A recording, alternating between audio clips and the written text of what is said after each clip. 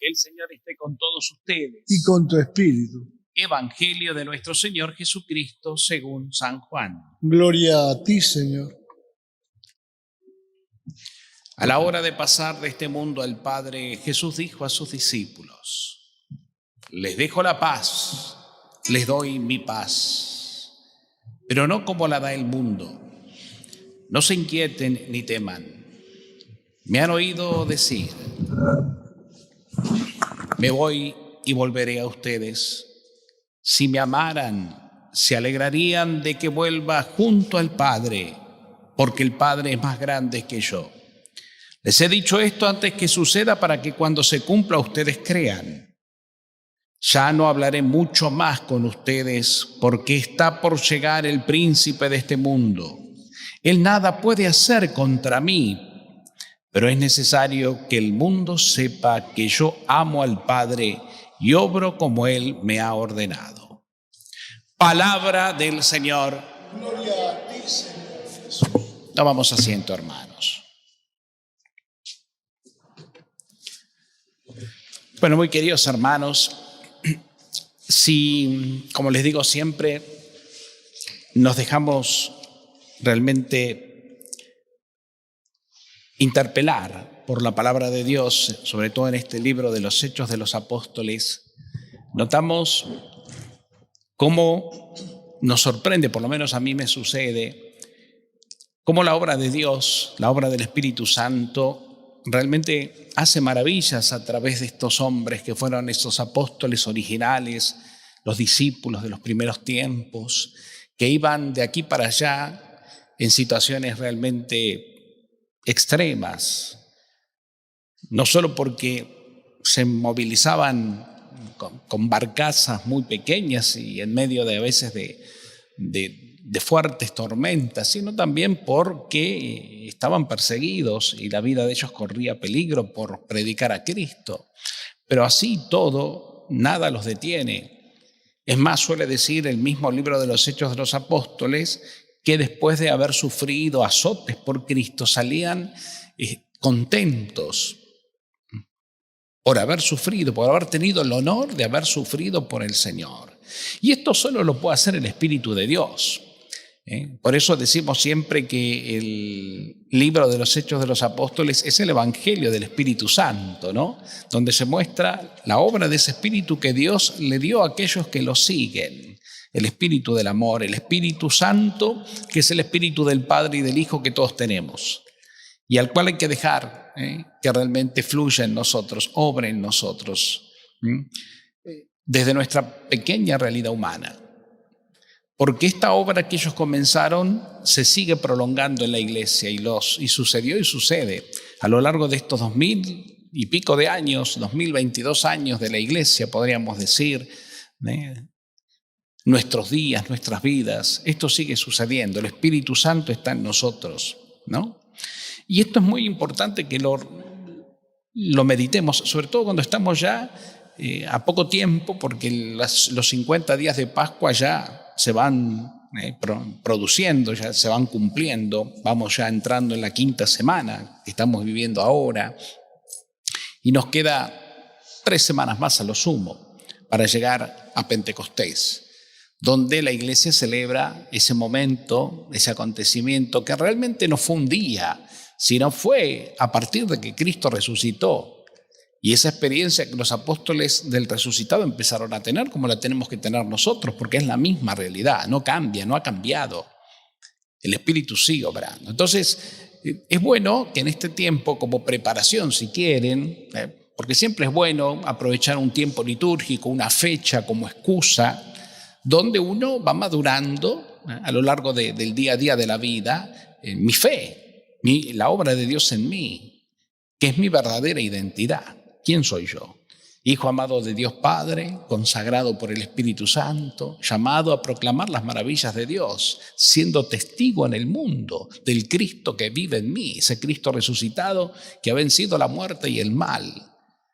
Y más allá de mi propia realidad humana limitante que todos tenemos, estamos llamados a avanzar en este camino de gloria, en este camino de resurrección que vive en nosotros, camino pascual, ¿no?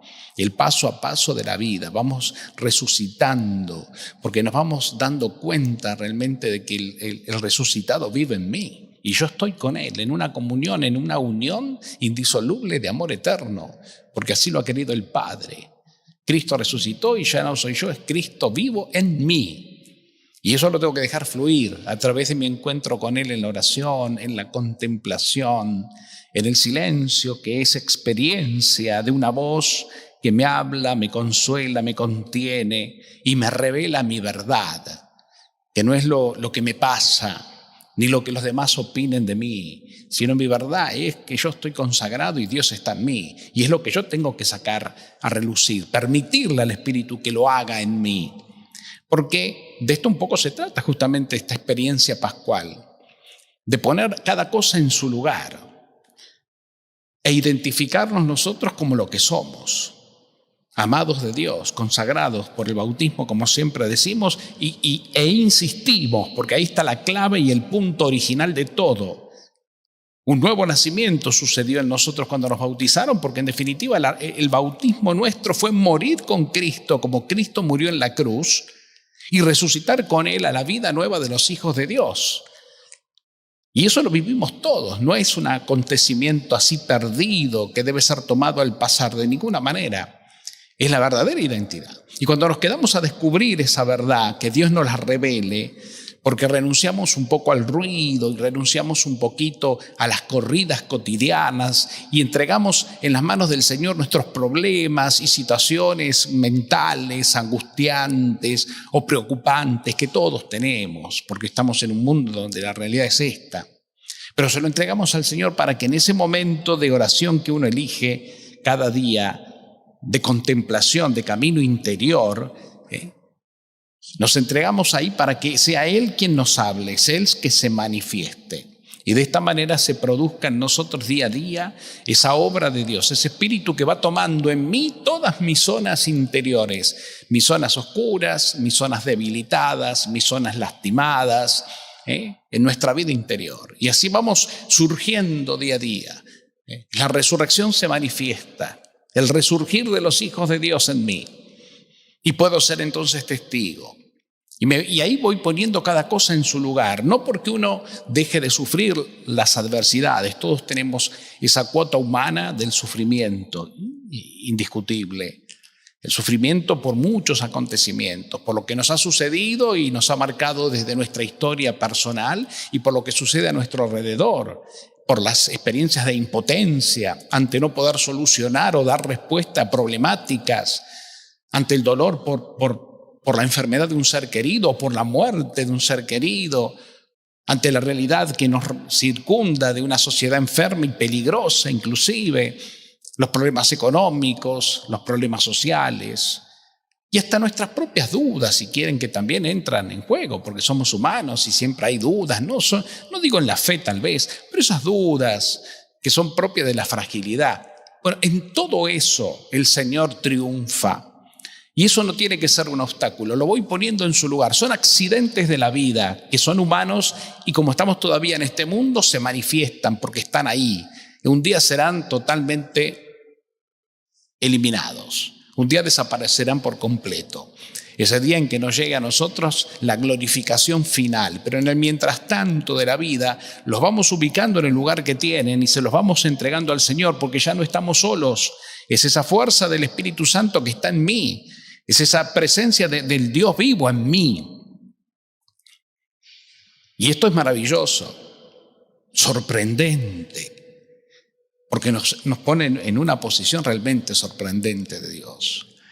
Escucharlo, meditarlo, reflexionarlo.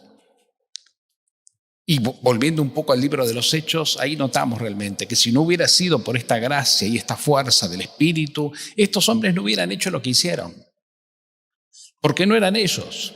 Y ellos daban testimonio, porque el libro de los Hechos de los Apóstoles es casi un permanente testimonio de lo que Dios hizo en nosotros, de lo que el Espíritu Santo hizo en nosotros, dirá Pablo, dirá Bernabé y dirán los apóstoles cuando se reúnan después de la misión a compartir lo que Dios hizo a través de nosotros, no nosotros, Dios en nosotros.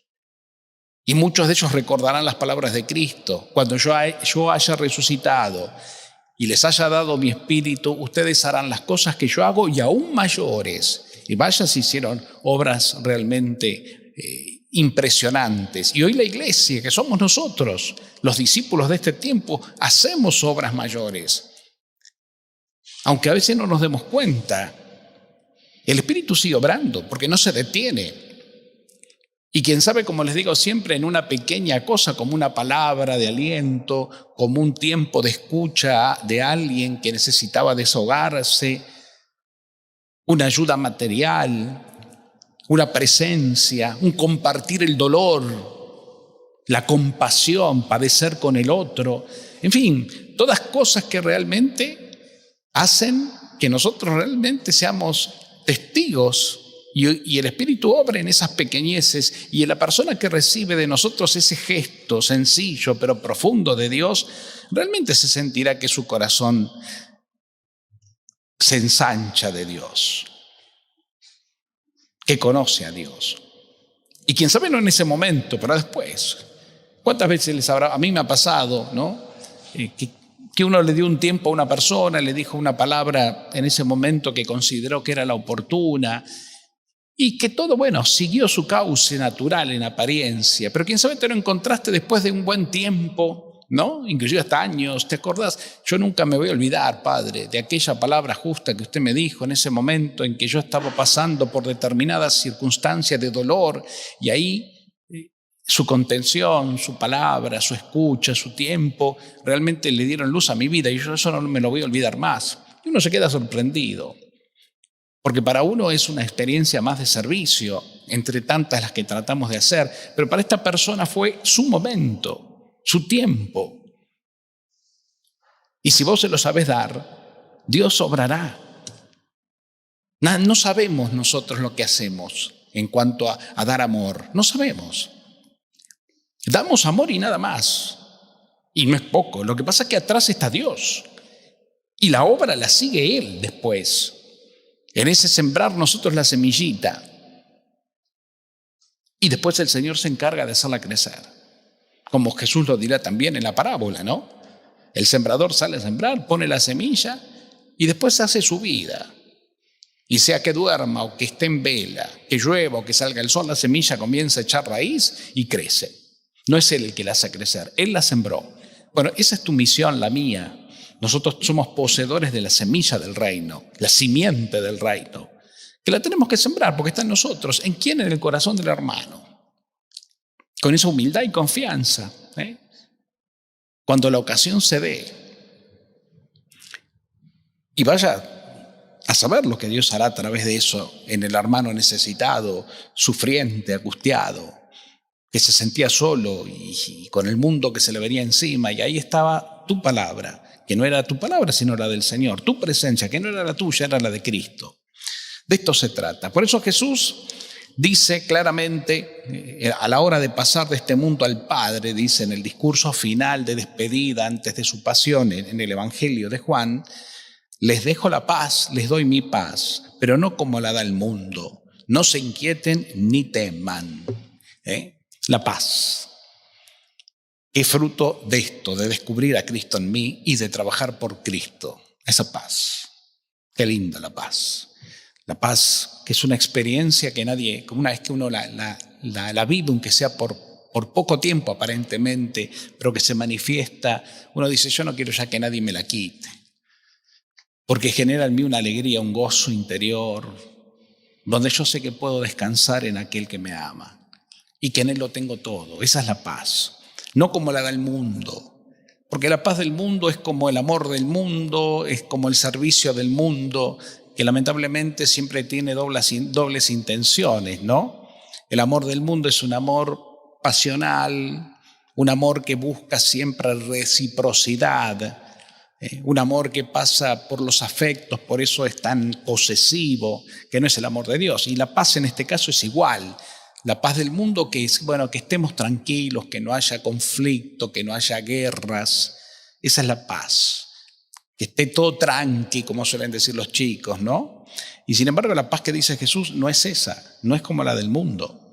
Es una experiencia que puede pasar lo que sea a nuestro alrededor, pero nosotros estamos establecidos y fortalecidos por el don recibido. En definitiva, la paz de la que habla Jesús, que Él da, es el mismo.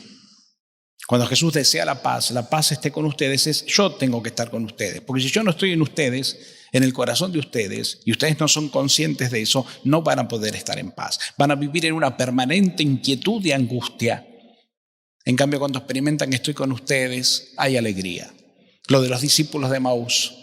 Iban tristes en el camino, Jesús se les aparece resucitado, no lo reconocen, les explica las Escrituras, pero recién cuando llegan y entran a la casa y Jesús parte el pan, ahí se dan cuenta y dice que vuelven gozosos otra vez los 10 kilómetros que distaban de Emaús a Jerusalén, sin miedo alguno, con una necesidad de ir a compartir la alegría. De esa es la paz, porque se encontraron con el Señor, porque comprobaron en sus corazones la resurrección, que Él estaba vivo.